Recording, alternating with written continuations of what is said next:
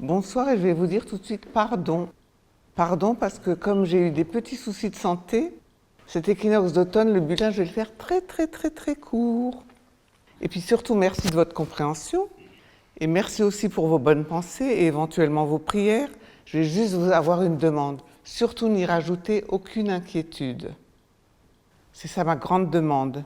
Donc les pensées, oui, les prières, oui, mais l'inquiétude, non.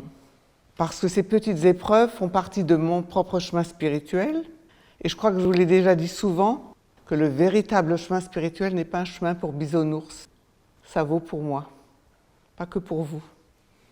Oui, ça n'est pas un chemin pour bisounours, mais en même temps, j'espère que je vous l'ai aussi assez dit, c'est un chemin lumineusement merveilleux.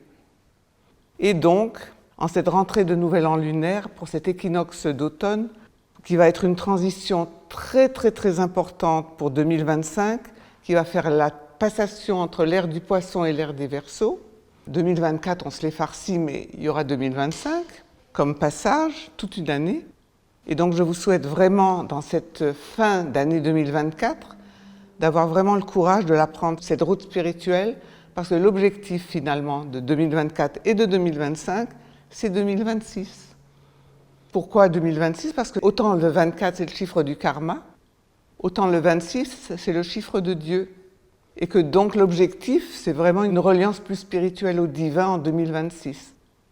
En tous les cas, il y a une chose que je peux vous garantir, c'est que l'ambiance en 2026 ça va changer, ça va nous changer de cette année karmique. Une année dont beaucoup, comme moi, vont se souvenir, enfin, comment je vais dire, dans une année où beaucoup vont se souvenir de l'invitation qu'ils ont eue, personnelle, à un passage costaud et merveilleux vers une spiritualité de plus en plus assumée.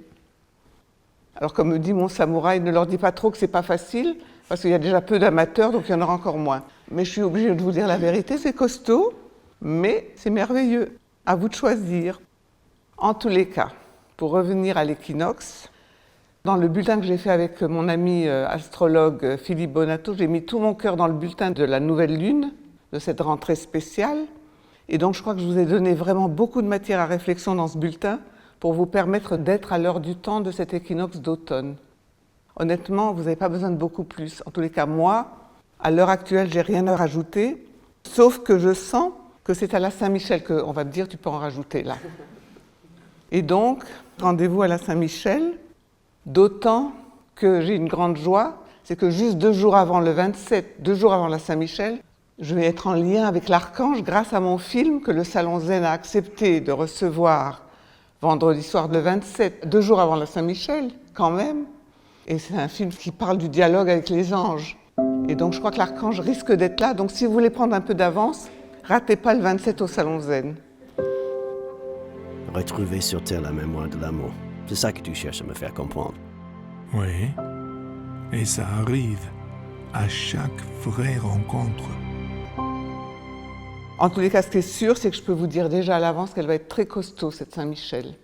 Elle va être très costaud, c'est pour ça que j'ai demandé à ma super équipe de vous préparer une communication efficace pour que vous ayez autant à l'avance que possible de quoi vous préparer à titre personnel pour cette Saint-Michel, car je ne reviendrai pas cette année sur tout ce que j'ai déjà expliqué, sur comment on se prépare individuellement sa demande à l'archange. Donc je ne ferai aucun retour là-dessus. Vous allez avoir tout en avance pour vous préparer à la Saint-Michel, mon film le 27 au Salon Zen et la Saint-Michel où je pense que j'aurai des petites choses à vous dire. Je pourrais vous parler de l'esprit de cette puissante Saint-Michel 2024 qui va nous ouvrir sur un mois d'octobre, là je vous le dis à l'avance un peu en scoop, qui va nous ouvrir sur un mois d'octobre, qui va nous inviter à un profond travail de pardon. Donc comme ça vous pouvez déjà vous préparer. J'ai déjà abordé ce thème du pardon au micro d'Anne Guéquière quand j'ai présenté mon livre au mois de février. Et donc vous pouvez réécouter aussi tout ce que j'ai déjà dit sur cette question, en expliquant que tout ce qui s'est passé depuis début octobre de l'année dernière, et que certains événements depuis en plus, ont pu avoir sur nous des effets à titre personnel. Et donc je ne sais pas vous, mais j'ai expliqué à Anne Guéquière, et vous pouvez le réécouter, que moi j'aurais beaucoup de choses à pardonner ce Kippour, ce jour du grand pardon.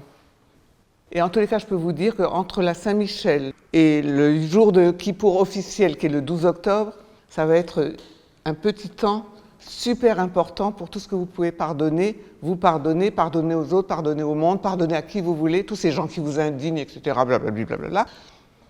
Le pardon. Ça va être le mot-clé de tout le mois d'octobre. J'y reviendrai. Vous avez ma pensée en passerelle que j'ai faite avec Olivier Clerc, que vous pouvez réécouter. Mais déjà, je vais aussi demander à mon équipe de vous préparer une belle communication pour tout ce que j'ai déjà dit sur Yom Kippour, sur le jour du grand pardon, tout ce que j'ai particulièrement déjà expliqué sur la prière de Kol Nidre, qui est la prière du jour du grand pardon. Kol Nidre, ça veut dire tous les vœux. C'est une prière d'annulation de tous nos vœux. Imaginez dans une année karmique, 2024, l'importance d'une prière qui annule tous nos vœux. Après, faites ce que vous voulez, mais moi je peux vous dire que ratez pas votre Kol Nidre. Ratez pas cette prière-là, cette année, pour annuler tout le passé.